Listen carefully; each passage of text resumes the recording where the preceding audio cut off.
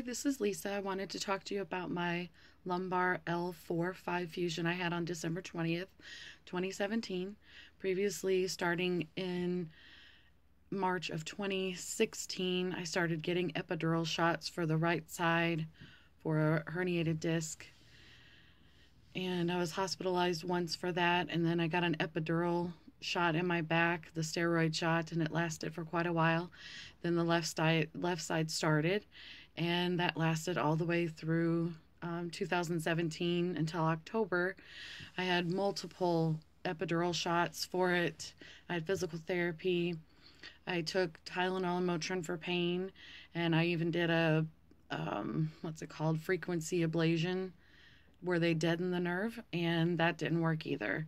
So in October, about October 17th, I had bilateral sciatica, and I knew something was really wrong. So I got admitted to the hospital and then started taking Norco for the first time in my life. And I took Norco until December 20th when I had the lumbar fusion. And once I got out of surgery and talked to the doctor, he said that the left side had collapsed, the L4-5 on the left, which pushed the remaining part of the disc that I had to the right side and was causing the right side to have sciatic pain. That's why I had bilateral sciatica. So what I remember I don't remember anything from recovery. And then the first thing I remember was just waking up with muscle spasms in my lower back. And I was really out of it. I had a PCA pump with Dilaudid, and they were giving me Percocet, so I was really confused and just not knowing what was going on. I had an IV in my hand, and I was reaching for my back, and I pulled that out, so they started my port and gave me medication through that. And I woke up with the muscle spasms, and it was the worst spasm that I've ever had in my life. They ended up giving me Ativan, and I was fine. I was out of it for the rest of the night. The next day, physical therapy came in, and I got up and walked. I don't remember them teaching me how to log roll out of bed, so if you get a chance, research that first to learn how to log roll out of bed. And then just the simplest things. I just wanted to go pee. I got up and I couldn't even reach all the way over. Like, someone else had to wipe me for that. Embarrassing enough for a woman, but just to let you know what to be prepared for. They did take the catheter out on the second day, so that was my first time going pee. And then I wanted my own clothes on, so they had to help me get dressed. And then I had a terrible hospital admission. I don't even want to get into that. But I did go home on the third day after being with physical therapy a couple times. And I got home and I was on a prescription for Percocet, and I'd never taken that before. So the first 3 days I really don't remember.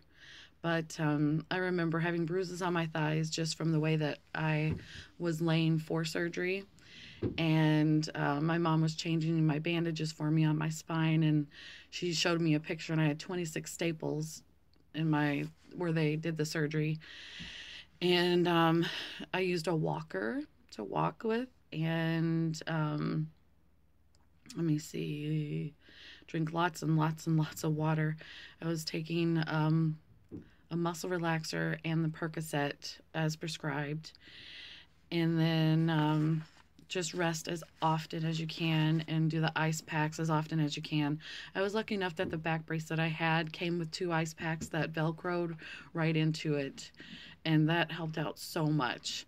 And I have 13 stairs that go from my bedroom to upstairs, so my physical therapy at home started out really fast.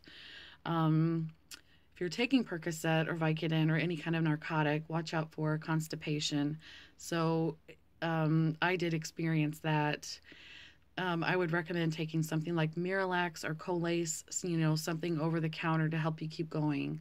I drank a lot of water. I ended up actually losing 20 pounds in about 3 weeks because I didn't have any appetite and I just wanted to rest a lot.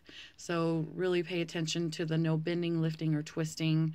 It's very important. After the second week, I got my staples taken out, and they said I didn't have to use a walker anymore. A walker. I could use a cane that they gave me at the office. And after 2 weeks, I did have bone growth after looking at the x-ray. So that's all very, very positive. After 3 weeks, I wanted to stop taking the Percocet and just go to Motrin 800s and Tylenol, and be very careful with that because it took me 5 days to wean off of it. And it felt like I was super depressed and just very anxious, and I felt like I had restless leg syndrome in my arms and my legs. So lucky I have a friend who's a nurse, and she told me how to wean off of it. And then I just have been using Tylenol and Motrin since probably the middle of January, and it's been just fine. I wish I would have never taken the Percocet, to be honest. I would have been fine with ice packs and Motrin and Tylenol. Um, I went back to work. Let's see, I had surgery on December 20th of 2017. I went back to work January 26th of 2018.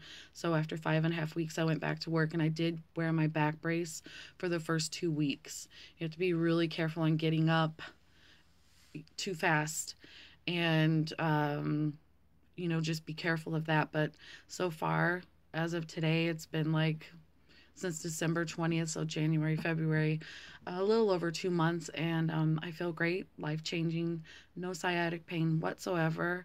Um, do physical therapy if it's offered to you. I recommend that. It did wonders for me. And I put coconut oil on my scar on my back, and it helps to keep the skin from getting really tight.